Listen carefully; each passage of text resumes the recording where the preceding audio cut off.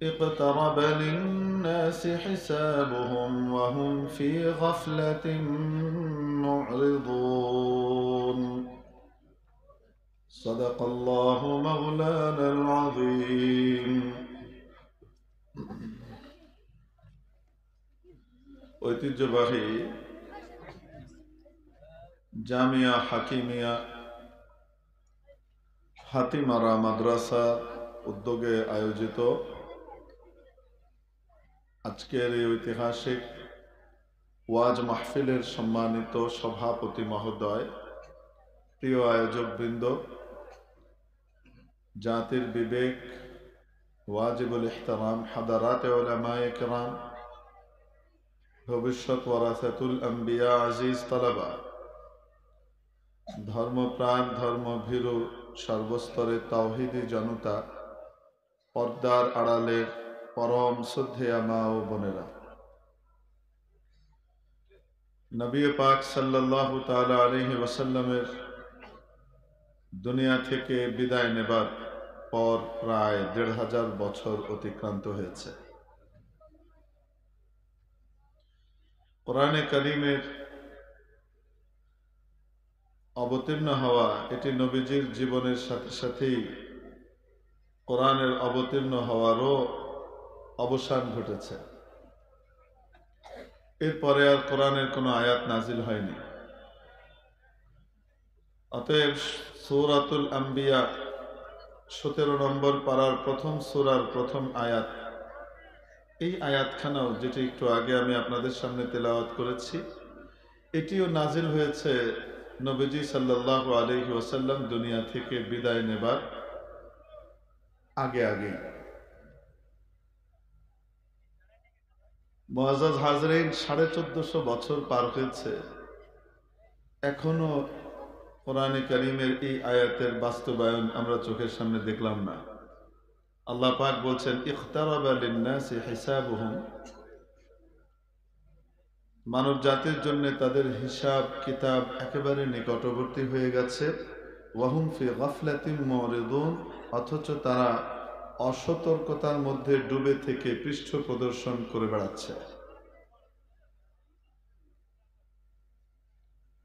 বলছেন যে মানুষের হিসাব কিতাব অর্থাৎ কিয়ামতের দিন একেবারে ঘনিয়ে এসেছে। ইখতারাবা লিন্নাসি হিসাবুহুম, তাদের হিসাব কিতাবের সময় একেবারে ঘনিয়ে এসেছে। তার মানে কি বোঝা যায়? ২, ৪, ১০ বছর, ৫০ বছর, ১০০ বছরের ভিতরে হয়ে যাবে সব। স্বাভাবিকভাবে এমনই তো মনে হয়, কিন্তু সেটা আজ ১৫০০ বছর পার হয়েছে, কিন্তু এখনো কি আসেনি? হিসাব নেবার সময় আসেনি, এখনো কিয়ামত হয়নি। তাহলে এই আয়াতের মর্ম কি? আল্লাহ পাক সূরা মাআরিজের মধ্যে আমাদের কিছু ধারণার অপনোদন করছেন, যেটা আমরা মনে করি ১৫০০ বছরে আসেনি, তার মানে তো আরো কত হাজার বছর পরে কিয়ামত আসবে। মাবুদ বলেন, ইন্নাহুম ইয়ারাউনাহু বাঈদান ওয়া নারাহু করিবা, ইন্নাহুম ইয়ারাউনাহু বাঈদা, আরে ওরা তো এই কিয়ামতের দিনকে অনেক দূরে মনে করে। ওয়া নারাহু করিবা, আর আমি তো দেখি একেবারে কাছে। ১৪০০ বছর পার হয়ে গেল, ১৪শত বছর পার হয়ে গেল, এখনো হলো না, তো কাছের কি অর্থ? এক সাহাবী নবীজি সাল্লাল্লাহু আলাইহি ওয়াসাল্লামকে জিজ্ঞেস করেছিলেন, আয় আল্লাহর নবী, কিয়ামত কবে হবে? নবীজি তাকে তিরস্কারের ভাষায়, স্নেহ এবং তিরস্কারের মিশ্রিত ভাষায় বলেছিলেন, ওই হায়, ধুর বোকা, কি বলো তুমি? তোমার ধ্বংস হোক, এটা উদ্দেশ্য নয়। আরে বোকা, তুমি বলো কি? কিয়ামত কবে মানে? কিয়ামতের জন্য তুমি কি প্রস্তুতি নিয়েছো? তারপরে আকা সাল্লাল্লাহু আলাইহি ওয়াসাল্লাম জানালেন, যার যখন মৃত্যু হয়ে গেল তখনই তার কিয়ামত হয়ে গেল। এখন আর কিছু সে জমাও করতে পারবে না, কোনো গুনাহ মাফও করাতে পারবে না। জীবনাবসানের শেষ সাথে সাথে তার কিয়ামতের বিষয়টা সামনে এসে গেছে, হিসাব কিতাব ক্লোজড। নবীজি সাল্লাল্লাহু আলাইহি ওয়াসাল্লাম এক হাদিস শরীফে ইরশাদ করেন, ইযা মাতাল ইনসান ইনকাতা আনহু আমালুহু ইল্লা মিন সালাস। মানুষ যখন মারা যায় সাথে সাথে তার আখিরাতের অ্যাকাউন্ট ক্লোজ হয়ে যায়। Account closed. এখন আর কিছু জমাও হবে না, কিছু এখান থেকে বেরো হবে না, নতুন কিছু করার সুযোগ নেই। তবে আল্লাহ পাক বড় দয়ালু, এজন্য তিনটে খাত খোলা রেখে দিয়েছেন। এই তিন খাতের কোনো একটা বা সবগুলোতেই যদি সে বিনিয়োগ করে যায় তাহলে সে দুনিয়া থেকে চলে যাবে, কিন্তু তার আখিরাতের খাতায় জমা হতেই থাকবে, হতেই থাকবে। ইল্লা মিন সাদাকাতিন জারিয়াহ। তবে হ্যাঁ, বন্ধ হয়ে গেল কেউ যদি চলমান দান করে যায়। কোন জায়গাতে আর্সেনিক মুক্ত পানির বড় অভাব, মানুষ পানি খেতে পায় না, সুপেয় পানি নাই, ওখানে আল্লাহর সন্তুষ্টির জন্য একটা আর্সেনিক মুক্ত কুয়ার ব্যবস্থা করলো বা গভীর নলকূপের ব্যবস্থা করে দিল, শুধুমাত্র আল্লাহর সন্তুষ্টির জন্য, নোটের জন্যও না, ভোটের জন্যও না, সস্তা বাহবা নেওয়ার জন্যও না। কার খুশির জন্য? দুনিয়া থেকে সে যদি চলেও যায়, যতদিন ওখান থেকে মানুষ পানি পান করতে থাকবে ততদিন তার আমল নামায় সওয়াব জমা হতে থাকবে। মসজিদ করে দিয়েছে, একটি মাদ্রাসা করেছে, মসজিদ মাদ্রাসা করে দিয়েছে, বানাবার জন্য অংশগ্রহণ করেছে, যতটুকু তার সাধ্য ছিল ততটুকু দিয়ে অংশীদার হয়েছে। মসজিদ আর মাদ্রাসা যতদিন থাকবে, মসজিদে যতদিন নামাজ চলতে থাকবে, নামাজীদের সমপরিমাণ সওয়াব তার আমল নামাতে আসতে থাকবে। যতদিন মাদ্রাসা থাকবে, যত হাফেজে কোরআন বের হবে, যত আলিমে বা আমল বের হবে, তাদের মাধ্যমে আরো হাফেজ, আরো আলিম, আরো হাফেজ, আরো আলিম, হাজার হাজার হাফেজ আলিম তৈরি হয়েছে একটি মাদ্রাসাকে কেন্দ্র করে। তাদের সকলের মাধ্যমে লক্ষ লক্ষ মানুষ হেদায়েতের পথে এসেছে, জাহান্নামের পথ ছেড়ে জান্নাতের পথে এসেছে। তাদের সারা জীবনের যত আমল হবে, সেই আমলের সমপরিমাণ সওয়াব যিনি অংশগ্রহণ করেছেন রেশিও অনুযায়ী তার আমল নামাতে পাঠানো হবে। আও ইলমিন নাফিউন ইয়ানতাফিউ বিহি, অথবা এমন কোন ইলম আর জ্ঞান রেখে গিয়েছে যে জ্ঞানের দ্বারা সে উপকৃত হয়। দিন শিখিয়ে গেছে, কাউকে হাফেজ বানিয়ে গেছে, আলেম বানিয়ে গেছে, তার মাধ্যমে হাজার হাজার হাফেজ আলেম হয়েছে, তাদের সকলের তিলাওয়াত সারা জীবনের আমলের সমপরিমাণ সওয়াব তার আমল নামাতে যেতেই থাকবে।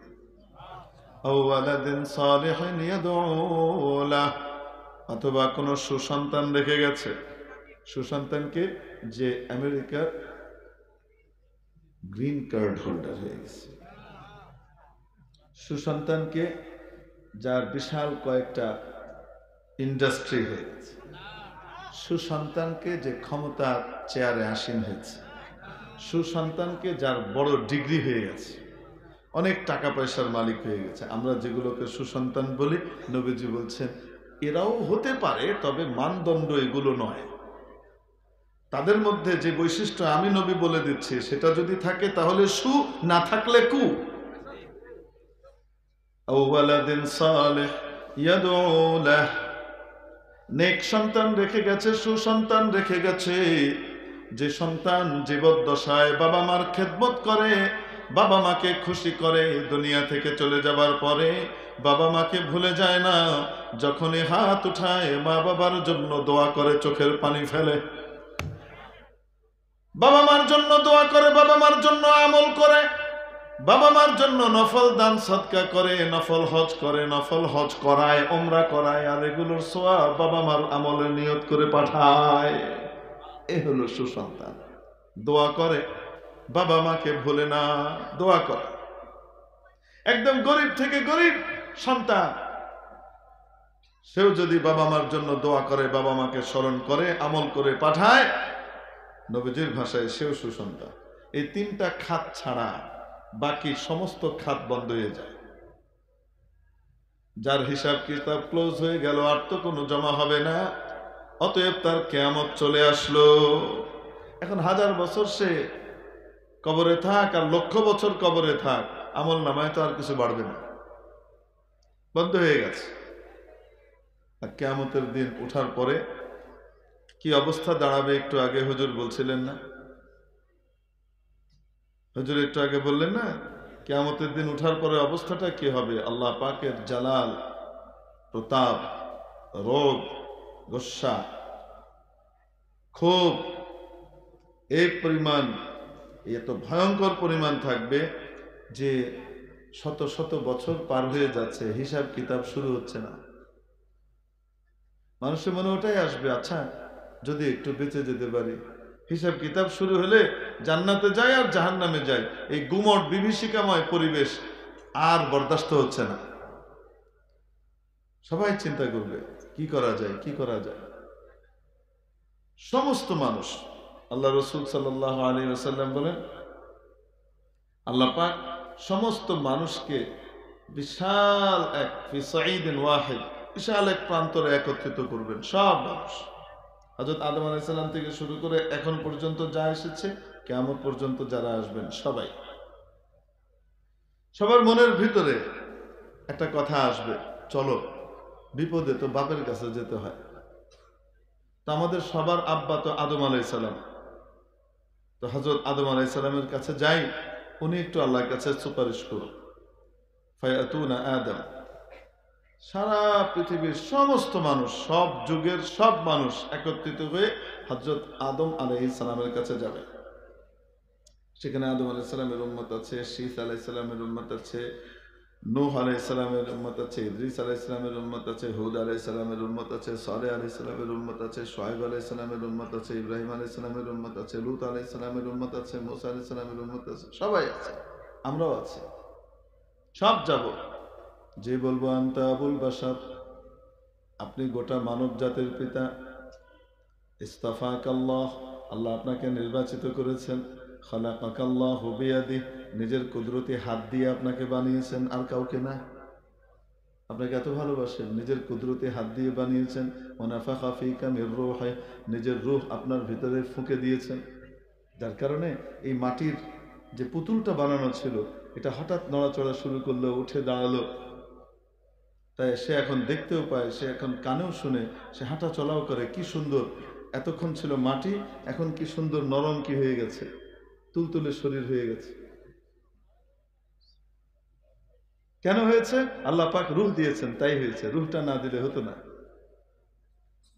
ওয়ানাফাখা ফীকা মির রূহি, এজন্য কবি ফেরদৌসী আল্লাহ পাকের অদ্ভুত এক প্রশংসা করেছিলেন, এবং আল্লাহ পাক তার এই প্রশংসাটা এত পছন্দ করেছিলেন যে এটার উসিলায় তাকে মাফ করে দিয়েছেন।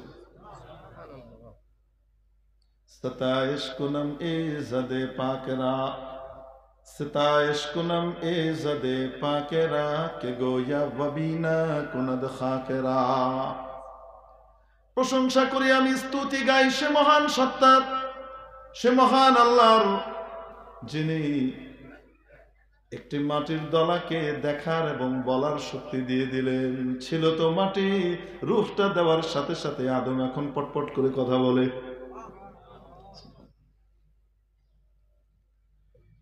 আল্লাহু আকবার। ওয়ানাফাখা ফীকা মির রূহি, আপনাকে আল্লাহ এত পছন্দ করেন। আলা তারা মা নাহনু ফীহি, আলা তারা ইলা মা ক্বাদ বালাগানা, আলা তারা মা ক্বাদ বালাগানা, আপনি কি দেখছেন না আমরা কি বিভীষিকাময় পরিবেশের মধ্য দিয়ে যাচ্ছি? দেখছেন না আমাদের কাছে কি পরিস্থিতি এসে উপনীত হয়েছে, কি মুসিবত এসে পড়েছে। ফাশফা লানা ইলা রাব্বি, অতএব আপনার রবের কাছে আমাদের জন্য একটু সুপারিশ করুন, যেন হিসাব কিতাব শুরু করে। হযরত সাইয়্যিদুনা আদম আলা নবিয়িনা ওয়া আলাইহিস সালাতু ওয়াত তাসলিম বলবেন, ইন্না রাব্বি ক্বাদ গাদিবাল ইয়াওমা গাদবান লাম ইয়াগদাব মিসলাহু ক্বাবলাহু ওয়া লা ইয়াগদাব মিসলাহু বা'দাহু। আজকে আমার রব এত ক্ষিপ্ত, এত ক্রোধান্বিত, এত রোষান্বিত হয়ে আছেন, না ইতিপূর্বে কোনোদিন হয়েছেন, না ভবিষ্যতে কোনোদিন হবেন। ওয়াকাদ নাহানি আন শাজারাতিন, আমাকে উনি একটি গাছের কাছে যেতে নিষেধ করেছিলেন, আমি ভুলে গেছি। আজকে যদি আমাকে সেটা নিয়ে জিজ্ঞেস করেন তাহলে আমার কোনো উপায় নাই। নফসি নফসি নফসি, আমাকে আমাকে নিয়ে থাকতে দাও, আমি নিজেই তো বড় বিপদে আছি, তোমাদেরকে কিভাবে সুপারিশ করব? আল্লাহ আজকে জিজ্ঞেস করলে আমি কি উত্তর দিব? তারা বলবে, উনি বলবেন ইযহাবু ইলা গায়রি, অন্য কারো কাছে যাও। সকলে বলবে কার কাছে যাব একটু বলে দেন। বলে দিবেন ইযহাবু ইলা নূহ, যাও নূহের কাছে যাও। ফাইন্নাহু আউয়ালুর রুসুলি ইলা আহলিল আরদ, কারণ তিনি পৃথিবীতে প্রেরিত সর্বপ্রথম রসুল। রসুলদের মর্যাদা নবীদেরও উপরে, তিনি সর্বপ্রথম রসুল পৃথিবীবাসীর কাছে। অতএব তার কাছে যাও। সবাই যাবে, আমরা সবাই যাব। সবাই যাবে মানে কি? আমি আপনি আছি না? আমি আপনি নাই? আমরা সবাই আছি, আমরা সবাই যাব। গিয়ে বলবো নূহ আলাইহিস সালামকে, আপনি এই আপনি সেই, দেখছেন না কি মুসিবতে পড়েছি, সেই কথাই। আদম আলাইহিস সালামকে যা বলবো আমরা, আপনি এখন দয়া করে একটা সুপারিশ করেন। উনি বলবেন যে দেখো, আমি একটা সুপারিশ করেছিলাম, আজকে যদি আল্লাহ সেটা নিয়ে ধরেন তাহলে আমি বড় বিপদে পড়ব। ওনার ছেলের ব্যাপারে সুপারিশ করেছিলেন। বাহ্যিক অর্থ একটা ছিল আর ভেতরের মর্ম আরেকটা ছিল। আল্লাহ পাক ওটা দিয়ে পাকড়াও করেছেন। ইয়া নূহ ইন্নাহু লাইসা মিন আহলিক ইন্নাহু আমালুন গায়রু সালিহ ফালা তাসআলনি মা লাইসা লাকা বিহি ইলম ইন্নী আ'ইযুকা আন তাকুনা মিনাল জাহিলিন। বলবেন যখন পানি দিয়ে সকলকে ডুবিয়ে দেয়া হচ্ছে, ওনার এক ছেলে ছিল কেনান, মা ছিল দুষ্ট কাফেরদের সহযোগী। মায়ের খপ্পরে পড়ে ছেলেটাও নষ্ট হয়ে গিয়েছিল। নবীর ছেলেও নষ্ট হয়, পারে কি পারে না? হতে পারে। আল্লাহ পাক গোটা পৃথিবীর সমস্ত ওলিদেরকে সান্ত্বনা দিয়েছেন যে আমার প্রিয় নূহের 4 ছেলের 3টে ঠিক ছিল, একটা নষ্ট হয়ে গেছে। তোমাদেরও চেষ্টা করা সত্ত্বেও 1-2টা নষ্ট হতে পারে, এটা আমার কুদরত, আমার ক্ষমতা। আমি তোমাকে ওলায়েত দিছি বলে সবাইকে দিব তা তো না, আমার ইচ্ছা। তো যখন পানিতে বাড়ি খাচ্ছে হযরত নূহ আলাইহিস সালামকে, তার আগেই আল্লাহ পাক বলেছিলেন, নূহ আমি তোমার পরিবার বর্গকে ধ্বংস করব না। কাকে ধ্বংস করব না? তো আপন ছেলে, এটা পরিবারের অন্তর্ভুক্ত না? তো সেই হিসাবে আল্লাহ তাআলাকে হযরত নূহ আলাইহিস সালাম মনে করিয়ে দিয়েছেন, আয় আল্লাহ, ইন্না ওয়া'দাকাল হক ওয়া আনতা আহকামুল হাকিমিন, ইন্না ইবনি মিন আহলি। আয় আল্লাহ, আমার ছেলেটা যে ডুবে গেল, সে তো আমার পরিবার ভুক্ত। আপনি না বলছেন আমার পরিবারকে ধ্বংস করবেন না? তো তাকে বাঁচিয়ে দেন, নৌকায় উঠতে দেন। আল্লাহ পাক বলেছেন, ইয়া নূহ, হে নূহ, ইন্নাহু লাইসা মিন আহলিক, এ তোমার পরিবারের অন্তর্ভুক্ত নয়। এখানে পরিবার বলতে আমি তোমার ঔরসজাত পরিবার বুঝাইনি। পরিবার বলতে তোমাকে যারাই মানে, যারাই তোমার কথা মেনে তোমার সাথে মিশে গেছে, অনুগত হয়েছে, তারা তোমার পরিবার। এখানে ওটা বোঝানো হয়েছে। এই জন্য রাসূল পাক সাল্লাল্লাহু আলাইহি সাল্লামের এক বাণী আছে, কুল্লু তাকিয়্যিন ফাহুয়া আলি, আও কামা ক্বালা আলাইহিস সালাতু ওয়াস সালাম। যে কোনো মুত্তাকি পরহেজগার ব্যক্তি সে আমার পরিবারের অন্তর্ভুক্ত হয়ে উঠবে। আল্লাহ পাক আমাদেরকে তাকওয়াওয়ালা হওয়ার তৌফিক দান করেন। এবার উনি বলবেন, আজকে যদি আল্লাহ আমাকে এটা নিয়ে জিজ্ঞেস করেন, কোনো উপায় নাই। নফসি নফসি নফসি ইযহাবু ইলা গায়রি, আমাকে আমাকে নিয়ে থাকতে দাও, অন্য কারো কাছে যাও। সবাই জিজ্ঞেস করবে কার কাছে যাব? বলবেন ইযহাবু ইলা ইব্রাহিম, ইব্রাহিমের কাছে যাও, কারণ তিনি আল্লাহর বন্ধু ছিলেন। সবাই ইব্রাহিম আলাইহিস সালামের কাছে এসে বলবে, ওই একই কথা বলবে। উনি বলবেন ইয়াযকুরু সালাসা কাযিবাত, তিনটে আসলে সত্য, বাহ্যিকভাবে মিথ্যা। আসলে সত্য কিন্তু বাহ্যিকভাবে মিথ্যা, এরকম তিনটে কথা উনি বলবেন। বলবেন যে দেখো, কথাগুলো তো সত্য ছিল কিন্তু বাহ্যিকভাবে দেখলে মিথ্যা মনে হবে। ওইটা যদি আল্লাহ আজকে আমরা জিজ্ঞেস করে বসেন, আজকে আল্লাহ মহাক্ষিপ্ত, এত ক্ষিপ্ত আগেও কোনোদিন হননি, সামনেও হবেন না। অতএব আমি পারবো না, অন্য কারোর কাছে যাও। কার কাছে যাব? ইযহাবু ইলা মূসা, মূসার কাছে যাও। ফাইন্নাহু কালিমু ইসতাফাহুল্লাহু বিকালামে, যাও মূসার কাছে যাও, কারণ আল্লাহ পাক দুনিয়াতে মাত্র একজন মানুষের সাথেই কথাবার্তা বলতেন ডাইরেক্ট, ওইটা হলো মূসা। এই মর্যাদা আর কাউরে দেয় নাই। তা আমার মূসার কাছে যাও। সবাই মূসা আলাইহিস সালামের কাছে গিয়ে বলবে, উনি বলবেন ওই আল্লাহ যে খেপছে আজকে, আজকে আমার কথাবার্তা চলবে না। ঘুষি মারছিলাম একটারে, মরে গেছে গা, ইচ্ছা করে তো মারি নাই, এখন যদি আমারে ধরে মারলে গেলে গা, তাই আমি বড় বিপদে পড়ে যাবো। নাফসি নাফসি নাফসি, বাবারে আমারে আমার হলে থাকতে দাও, আজকে কথা কর সুযোগ নাই, অন্য কারোর কাছে যাও। কার কাছে যাব? যাও ঈসার কাছে যাও। ফাইন্নাহু রূহুল্লাহ, আল্লাহ পাক তার বিশেষ রূহ ঈসার ভিতরে ফেলে দিয়েছিলেন, বাপের মাধ্যম ছাড়াই, শুধু মায়ের ভিতর দিয়ে পেট দিয়ে কি পয়দা করেছেন? ঈসাকে পয়দা করেছেন। আল্লাহর বিশেষ নিদর্শন, যাও তার কাছে যাও। সবাই ঈসা আলাইহিস সালামের কাছে আসবে, এসে ওই একই কথা বলবে। উনি বলবেন আজকে যে ক্ষিপ্ত, উনি কোনো কারণ দর্শাবেন না, আজকে যে রাগ, এই রাগের মধ্যে আমি কথা বলতে পারবো না গো। নফসি নফসি নফসি, অন্য কারোর কাছে যাও। কার কাছে যাব? তার থেকেও বাকি নেই, সর্বশেষ মোহাম্মদ আছে, মোহাম্মদের কাছে যাও। সবাই এসে নবীজির কাছে আসবে, এসে সেই কথাই বলবে।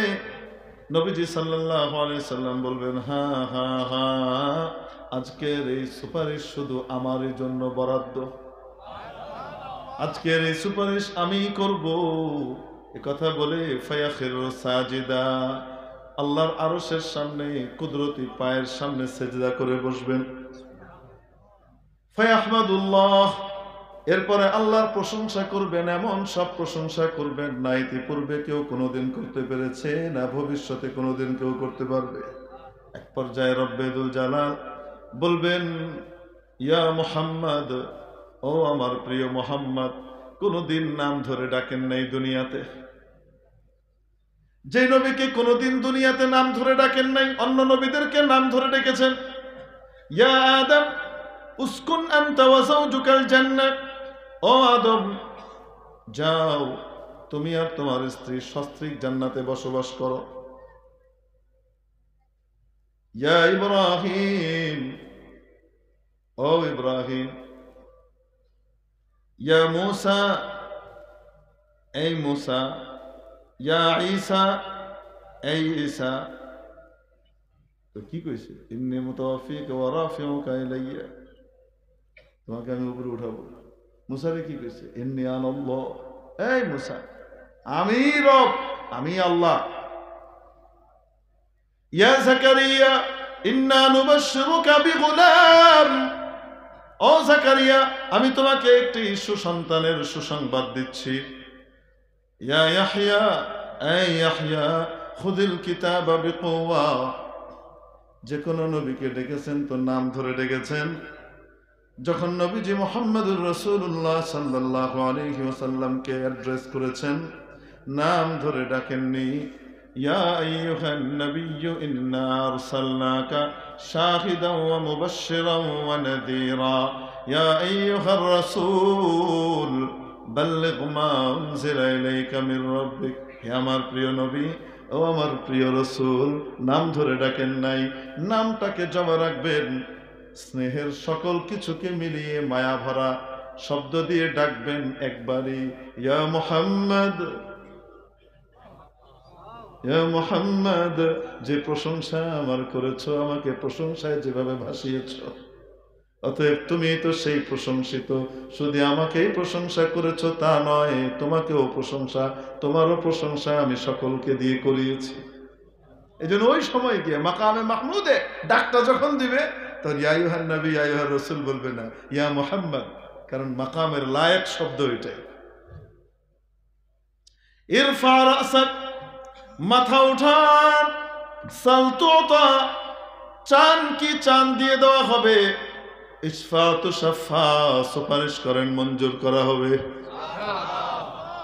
নবীজি সাল্লাল্লাহু আলাইহি ওয়াসাল্লাম একটা কথাই বলবেন, ইয়া রাব্বি উম্মতি, ইয়া রাব্বি উম্মতি, হে আমার রব, আমার উম্মত, আমার উম্মত, আমার উম্মত।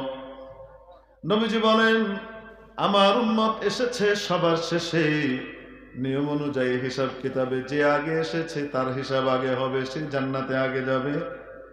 কিন্তু আমার উম্মত এসেছে সবার শেষে, জান্নাতে যাবে সবার আগে। কারণ নবীজি সুপারিশ করতে থাকবেন নিজের উম্মতের জন্য। রব্বুল আলামিন বলবেন, যান, এই পরিমাণ নিয়ে চলে যান, বিনা হিসাবে যারা যাওয়ার মতো এদের সবাইকে এক থোকে নিয়ে পার করে দেন। এরপরে এই উম্মতের হিসাব শেষ হওয়ার পরে অন্যান্য উম্মতের হিসাব কিতাব শুরু হবে। মেরে মুহতারাম দোস্ত, কিয়ামতের দিন বড় নিকটে। নবীজির সুপারিশ পেতে হলে সুন্নতের বিকল্প নাই। সুন্নত বাদ দিয়ে যদি কেউ বেদাতের পথে যায়, নবীর সুপারিশ তার কপালে জুটবে না, হাউজে কাউসারের পানিও জুটবে না।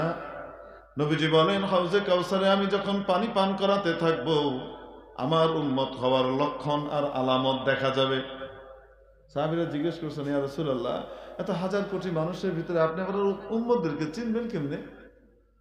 এটা যে আপনার উম্মত, এটা চিনবেন কিভাবে? নবীজি বলছেন, চিনবো কিভাবে? আমার উম্মতের অজুর জায়গাগুলো ঝলমল ঝলমল করতে থাকবে, জ্বলতে থাকবে লাইটের মতো, আলো ছড়াইতে থাকবে। এটা আমার উম্মতের বৈশিষ্ট্য। এটা এই উম্মতকে দেওয়া হয়েছে, অন্য উম্মতকে নয়। আপনাকে আমাকে দেওয়া হয়েছে। অজুর জায়গাগুলো ঝলমল করবে, আমি চিনতে পারবো আমার উম্মত। আমার উম্মত আসছে, আমি তাদেরকে পানি পান করাচ্ছি। কিছু লোক আসবে, ফেরেশতারা পর্দা দিয়ে দিবে, দেয়াল দিয়ে দিবে, না যেতে পারবে না। আমি বলবো, এরা আমার উম্মত, আমার উম্মত, আসতে দাও, আসতে দাও। ফেরেশতারা বলবেন, হুজুর বলে গেলেন না? ওই কথা বলবেন, ইয়া রাসূলুল্লাহ, আপনি জানেন না আপনি দুনিয়া থেকে যাওয়ার পরে এরা কি করেছে? মা আহদাসু বাদা, আপনার পরে কি নিত্য নতুন জিনিস বানিয়ে বানিয়ে ধর্ম বানিয়েছে। যা ধর্ম নয়, যা দিন নয়, সেটাকে দিন হিসেবে প্রচার করেছে, দিন বানিয়েছে। নবীজি সাল্লাল্লাহু আলাইহি ওয়াসাল্লাম বলবেন, আচ্ছা তাই নাকি? ফাসুহকান সুহকা, দূর হও, দূর হও, দূর হও, আমার কাছে আসার দরকার নেই। এজন্য নবীজির সাথে কিয়ামতের দিন মিলতে হলে, সাক্ষাৎ পেতে হলে, কিয়ামতের দিন বাঁচতে হলে, সুপারিশ নিতে হলে নবীজির সুন্নতের উপরে আমল করা লাগবে, এর বিকল্প নাই। নবীজির সুন্নতের মাধ্যমেই রব্বুল আলামিনকে জয় করা যাবে। কুল ইন কুনতুম তুহিব্বুনাল্লাহ, নবী বলে দেন, যদি তোমরা আল্লাহকে ভালোবাসতে চাও, ফাত্তাবিউনি ইউহিব্বুকুমুল্লাহ, তাহলে আমি নবীর পরিপূর্ণ অনুসরণ করো, আল্লাহ তোমাদেরকে ভালোবাসবেন। ওয়াগফির লাকুম যুনুবাকুম, যাকে আল্লাহ ভালোবাসেন তার অন্তরটা কালিমা যুক্ত হবে, গুনাহ যুক্ত হবে, ময়লা হবে তা হতে পারে না। আল্লাহ ধুয়ে মুছে পরিষ্কার করে দিবেন, সমস্ত গুনাহ মাফ করে দিবেন। সুন্নতের উপরে আমল করলে গুনাহ মাফের, সুন্নতের উপরে আমল করলে আল্লাহর রহমত পাওয়া যায়, আল্লাহর ভালোবাসা পাওয়া যায়। সুন্নতের উপরে আমল করলে গুনাহ মাফ হয়ে যায়। এখন এক পার্টি বেরিয়েছে দুনিয়াতে, এরা সুন্নত থেকে মানুষকে দূরে সরায়, নাম দিছে সহিহ হাদিস। জুমার আগের 4 রাকাত কবলাল জুমা সুন্নত এরা হাদিসে খুঁজে পায় না, অথচ সহিহ হাদিসে বিদ্যমান। সহিহ হাদিসের লেবেল দিয়ে মানুষকে আমল থেকে সুন্নত থেকে দূরে সরায়, এরকমও কিছু লোক আছে। সবাই তা বলবো না, কেউ বুঝে শুনে করে, কেউ না বুঝে করে। আপনি দেখবেন যে সুবিধাবাদ হয়নি জিন্দাবাদ, তারা আছে।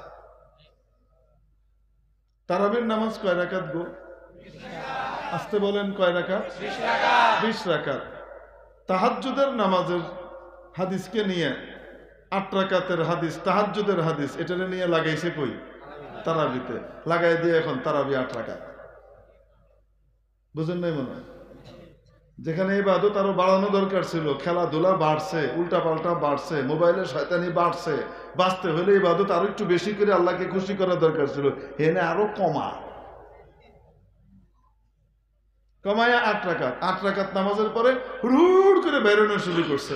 মনে রাখবা, 8 রাকাতের কোন সহিহ রিওয়ায়াত, কোন রিওয়ায়াত সহিহ রিওয়ায়াত নাই 8 রাকাত তারাবির ব্যাপারে, নাই।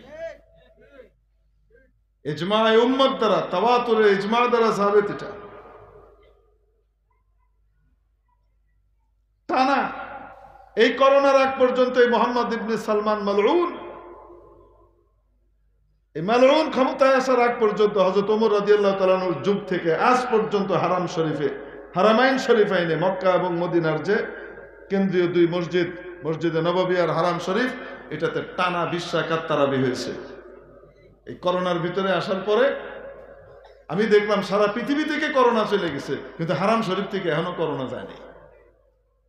করোনা মনে হয় আইছিলই হারাম শরীফে ঢুকার জন্য আর তারাবির নামাজ কমানোর জন্য। বাস্তবে তো তাইতে মনে হয়। কোন জায়গায় করোনা আছে এখন? কর না কেন? মাস্ক দূরে থাকো,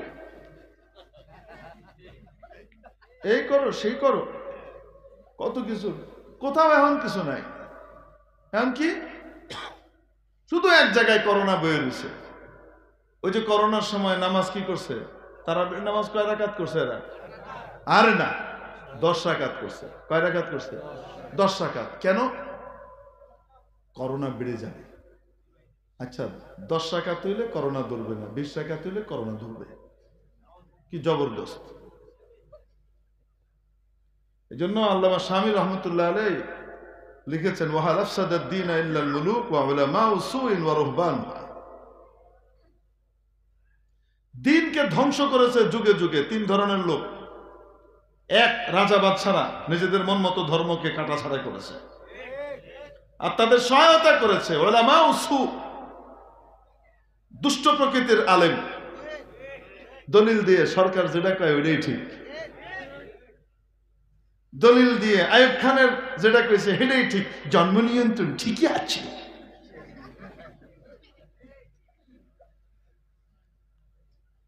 মন খারাপ করতেছেন? উলামায়ে সু ওয়া রুহবানুহা, জাহেল পীর ফকির, জাহেল পীর, এলেম নাই, কোরআন সুন্নাহর এলেম নাই, কিছু নাই, পীর সেজে বসে আছে, নিজেও গোমরাহ, জাহান্নামে যায়, হাজারো মানুষকে ধরে জাহান্নামে নিয়ে যায়, শুধু পেট পালে। ইন্নামা ইয়াকুলুনা ফি বুতুনিহিম নারা, আল্লাহকে পেটের ভিতরে শুধু আগুন ঢুকায় গেলি, অন্য কিছু ঢুকায় না। হারাম জিনিস যখন পেটে ঢুকে, হারাম জিনিস পেটে ঢুকে তো আগুন হিসেবে ঢুকে। এই 3 প্রকৃতির লোক যুগে যুগে দ্বীনকে ধ্বংস করছে।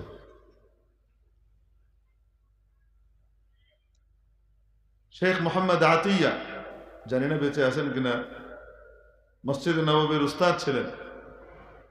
উনি একটা কিতাব লিখেছিলেন, হযরত ওমর রাদিয়াল্লাহু তাআলা আনহুর যুগ থেকে নিয়ে আজ পর্যন্ত কোন যুগে কত রাকাত তারাবি হয়েছে, কে কে পড়িয়েছে, ইমামরা কারা ছিলেন, পুরো সহ একদম সনদ সহ পুরো ওই সময় থেকে এই পর্যন্ত ধারাবাহিকভাবে লিখেছেন।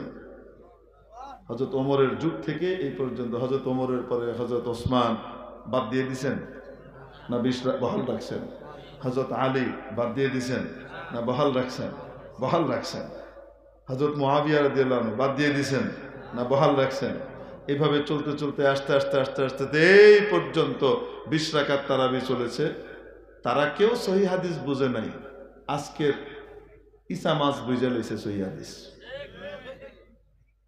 হযরত আলী নবীর কথা বুঝেন নাই, হযরত ওসমানও নবীর কথা বুঝেন নাই, হযরত আম্মারও নবীর কথা বুঝেন নাই। বুঝছে কে? আজকের নামটা আমি কইলাম, কইতে মন চায় না। এই সময়ে উচিত এগুলো আলোচনা না করা, সকলে মিলে সম্মিলিতভাবে একসাথে কাফেরের মোকাবেলায় দাঁড়ানো। পরস্পরের ছোটখাটো বিভেদ ভেদাভেদ যেগুলো আছে এগুলো সব বাদ দিয়ে এক প্ল্যাটফর্মে এসে তাআলাউ ইলা কালিমাতিন সাওয়াইন বাইনানা ওয়া বাইনাকুম আল্লা না'বুদা ইল্লাল্লাহ ওয়া লা নুশরিকা বিহি শাইআ ওয়া লা ইয়াত্তাখিযা বা'দুনা বা'দান আরবাবান মিন দুনিহি। এই কথার উপরে এসে চলো সবাই ওয়াতাসিমু বিহাবলিল্লাহি জামিআন ওয়া লা তাফাররাকু, এক দলের ভিতরে আসো, এসে সকলে মিলে কাফেরের মোকাবেলা করো। বুঝুন না? মনে দরকার তো এটা। এই জন্য এখন এগুলো বলিও না, বলতে মনও চায় না। কিন্তু এই চুপ থাকার সুযোগে এক পার্টি তারা বিভেদ সৃষ্টি করেই যায়। কখনো সাহাবা একরামকে গালিগালাজ শুরু করে দিবে, সমালোচনা শুরু করবে। আমরা যতই এক রাখতে চাই, এক থাকবো না আমরা। ইত্তাফাকাল উম্মাহ আলা আন্নাহুম লা ইয়াত্তাফিকুন। বল না, আসছিলেন না কি না? আরে চলে গেছেন মনে হয়, না আছেন এখনো? বেঙ্গল সাহেব ওনাকে প্রশ্ন করছে কে জানে, উলামা ইকরামের ভিতরে কি ইত্তেফাক হবে কিনা? নেই, ইত্তাফাকাল উলামা আলা আন্নাহুম লা ইয়াত্তাফিকুন। ফির কাহা কে मैं मजाक कर रहा हूं, এটা হাকিকত কয়ে দিছে। আমাদের চুপ থাকার সুযোগে ইনারা ফ্রোদ করে মুখ বের করে তারা ব্যাখ্যা করি, আমরা কোরআন হাদিসের বয়ান করি। মসজিদের ভিতরে ঢুকে কোরআন হাদিসের বয়ান করে, কোরআন সহি করে পড়তে পারে না। কেন? আমার দলের এখন পাওয়ার আছে, আমরা এখন আমাদের দলীয় পাওয়ার নিয়ে আমরা এখন বসে আছি। ইউনূস সাহেব আমাদের প্রধান, বিশেষ পাওয়ারে আছে। এখন মসজিদে এখন কোরআন হাদিসের বয়ান শুরু করে দিয়েছে, ঠুসঠাস তাবলীগওয়ালাদের মতো। জানেন কোরআন হাদিসের বয়ান হবে, গন্ডগোল বাঁধাইতেছে বসে বসে। মানে বলে না, কি বলে এটাকে, পা বাঁধিয়ে কি করা, ঝগড়া বাঁধানো, এই দিয়ে পায়ে পা দিয়ে ঝগড়া বাঁধানো, এই কাজ করতেছে বসে বসে। কেন রে বাবা, তোমার এগুলা কেন করতে হবে? হঠাৎ বলে ফেললো, হ্যাঁ আমাদের কি করতে হবে, সমস্ত মসজিদ থেকে খুতবা একই রকম হওয়া উচিত সারা দেশে। এক বেটা কয়ে দিল, তারপরের দিনই মাশাআল্লাহ ইসলামী ফাউন্ডেশনে বই রয়েছে ডাইরেক্টর, এটা দাড়ি মোছ আছে না নাই খোদাই জানে, একটা পরিপত্র জারি করে দিল, সমস্ত এদেরকে নির্দেশক্রমে অনুরোধ করা হচ্ছে, এটা সরকারি ভাষা, নির্দেশক্রমে অনুরোধ করা হচ্ছে যেন সকলে হালাল কামাই এবং দুর্নীতির বিরুদ্ধে বলে, হালাল কামাইয়ের প্রয়োজনীয়তার উপরে বলে। মানে এখন খুতবা কন্ট্রোল শুরু হয়েছে, যেটা ওই যে আগের ওই যে 16 বছরের স্বৈরাচার করতে চাইছিল একবার, মনে আছে আপনার? ওলামা একরাম মানছে না, সুদা উড়াই ফেলাই দিছে। এখন আবার নতুন করে ইয়ে করতে চাচ্ছে। হুজুর এটা হলেই তো খুব ভালো, অবশ্যই ভালো,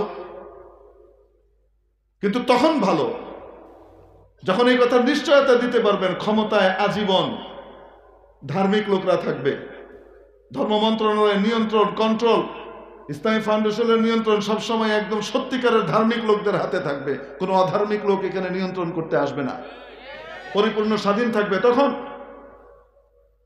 তাহলে আজকে আপনি কিছু ভালো ভালো জিনিস দিবেন ঠিক, কিছুদিন পরে যখন চেঞ্জ হয়ে আরেক দল আসবে ক্ষমতায়, তারা এসে যদি কয় এখন আমাদের এইবারের টপিক হলো স্বাধীনতার অমুকের কি করা, জয়গান গাওয়া। কেউ বললো স্থপতির জয়গান গাওয়া, কেউ বললো ঘোষকের জয়গান গাওয়া, কেউ বললো লাঙ্গলের জয়গান গাওয়া, কেউ বললো নতুন স্বাধীনতা জানিয়ে নিচ্ছে তাদের জয়গান গাওয়া। একটা করে লেখা শুরু হবে, তো মসজিদের মিম্বর গুলা থেকে কি খুতবা বেরোবে, দিন বেরোবে না বদ্দিন বেরোবে? কেন পা বাঁধিয়ে ঝগড়া করো? তোমাদেরকে ধর্মের ঠিকাদারি কে দিয়েছে? তোমাদের নিজের ধর্মেরই তো ঠিক নাই, তোমাদের আকীদার ঠিক নাই। তোমরা সাহাবীদেরকে নিয়ে সমালোচনা করো, কোন নবীকে ছাড়ো নাই, তোমরা নবীদের সমালোচনা করো, চুপ করে রয়েছে বলে মনে করছো ঘাড়ে চড়ে গেছো, পা বাঁধিয়ে ঝগড়া করতে আসছে।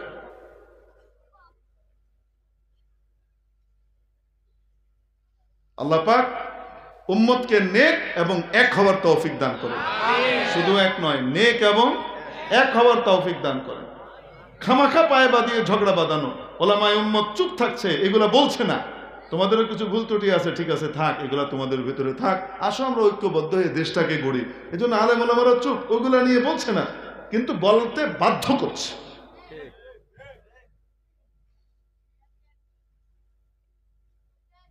আল্লাহ পাক আমাদের দেশটাকে হেফাজত করে। তাহলে সুন্নত থেকে দূরে সরতে হবে না, সুন্নত পালন বেশি করে করতে হবে, বেশি করে করতে হবে। তারাবি তাহলে কয় রাকাত পড়বো ইনশাআল্লাহ? ইনশাআল্লাহ কয় রাকাত? সবাই যদি 8 রাকাত পরে বেরিয়ে যাচ্ছে, আমিও বেরিয়ে যাব, সবাই চলে গেল। আল্লাহ পাক আমাদেরকে হেফাজত করে। এজন্য বলছিলাম যে রাজা বাদশারা আসে আর এসে ইসলামের ভিতরে কি করে? কাটছিট করতে থাকে। কত বড় দুঃসাহস! দীর্ঘ 1400 বছর পর্যন্ত মসজিদে হারাম আর মসজিদে নববীতে নামাজের চলে আসা ধারাকে চেঞ্জ করে দিল করোনার বাহানায়। করোনা চলে গেছে কিন্তু এটাকে ঠিক করে না কে? হযরত ইমাম বিন সালমান।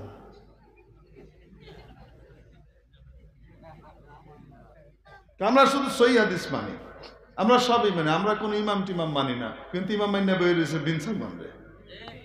উনি ঠিক করেছেন, এটা খুব ভালো কাজ করেছেন, সুন্নাহর কাছাকাছি আসছে, আরো 2 রাকাত যদি কমাই দিতে বেশি ভালো আছে।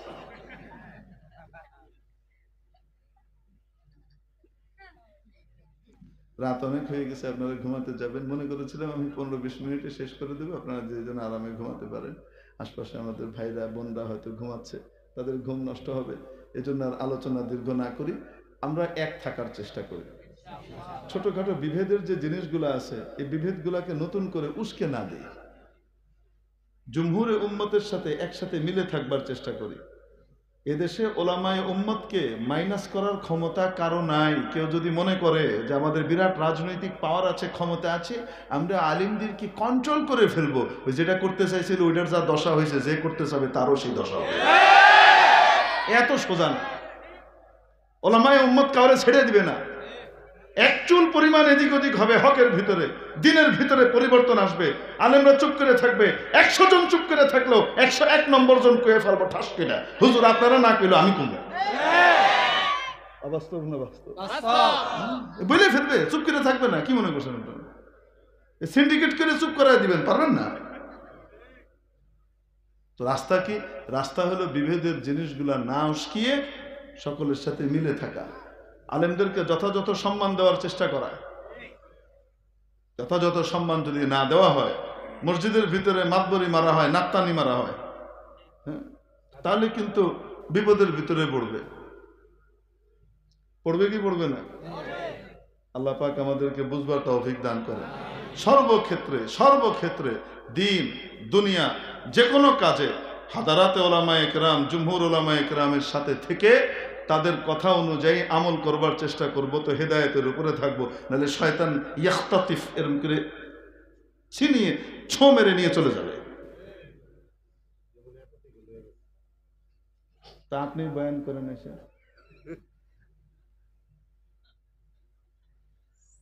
কোন শব্দ কোন সময় কেমনে কইতে হবে? কইতেছি তো।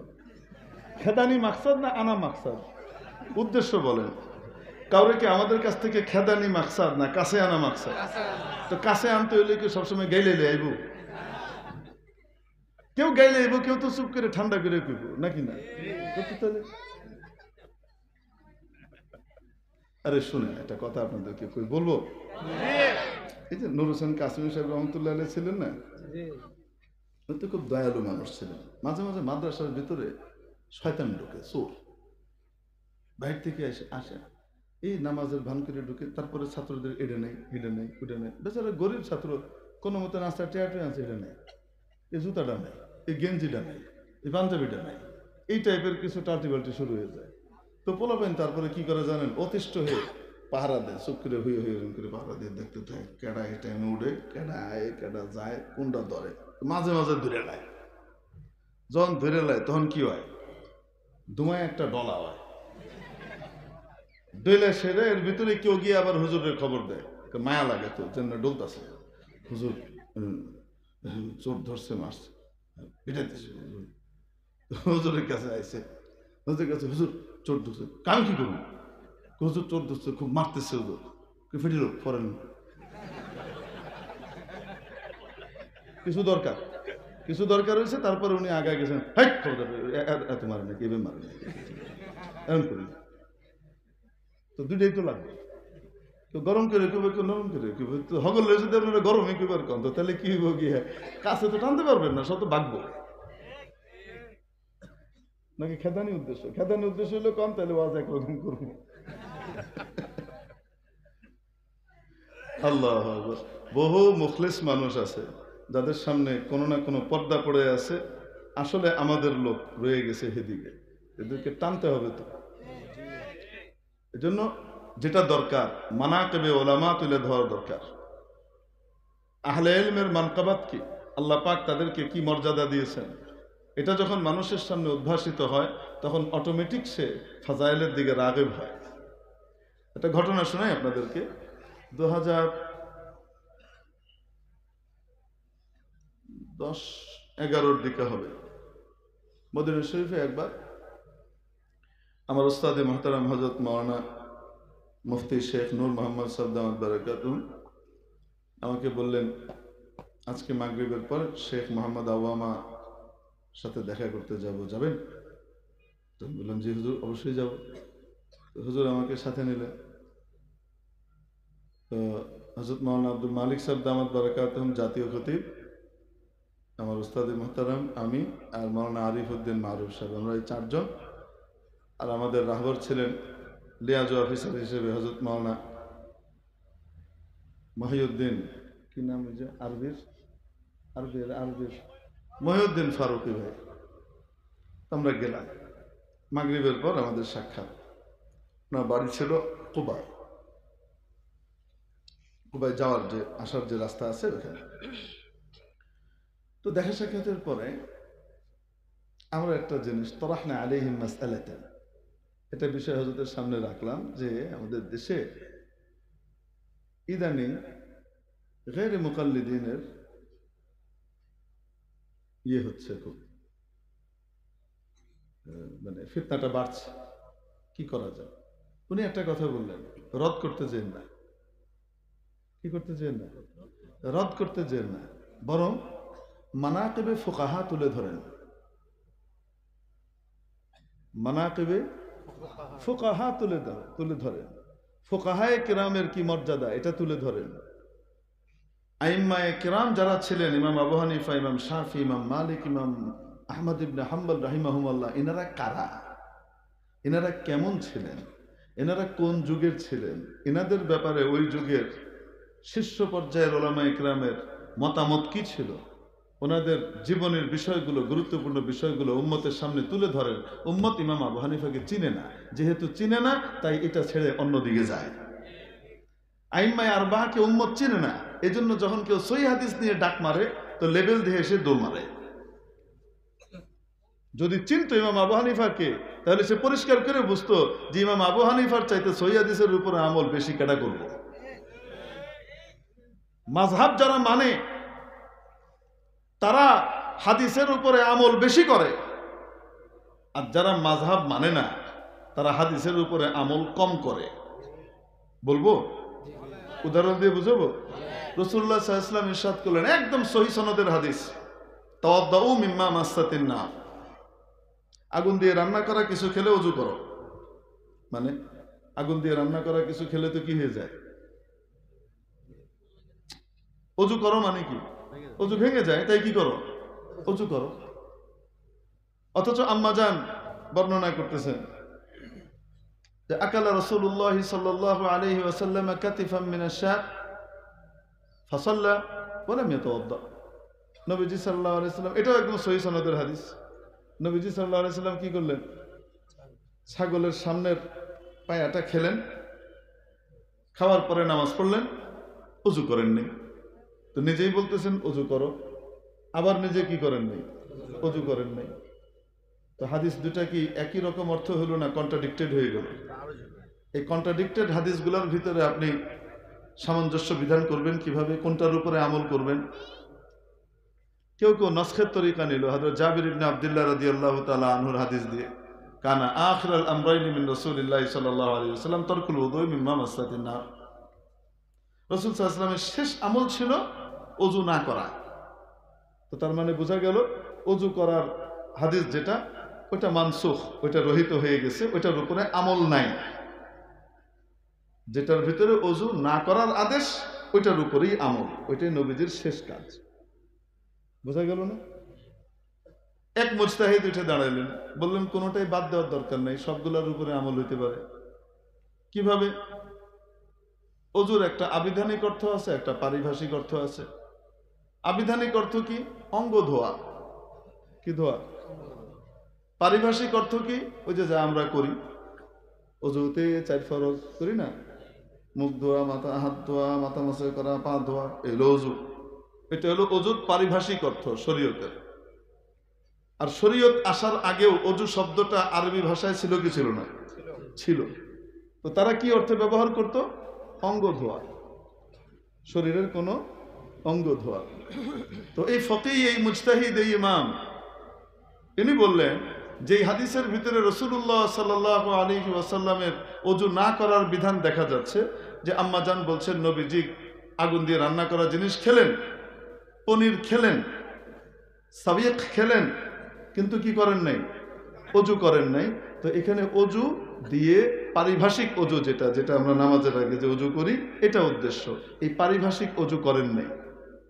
আর যে হাদিসের ভিতরে নবীজি বলছেন ওযু করো, সেখানে আবিধানিক ওযু, অর্থাৎ আগুন দিয়ে রান্না করা জিনিস খেলে তেল তেল থাকবে হাতে, এটাকে পানি দিয়ে ধুয়ে ফেলো হাতটা। এখানে তাওয়াদ্দু মানে কি?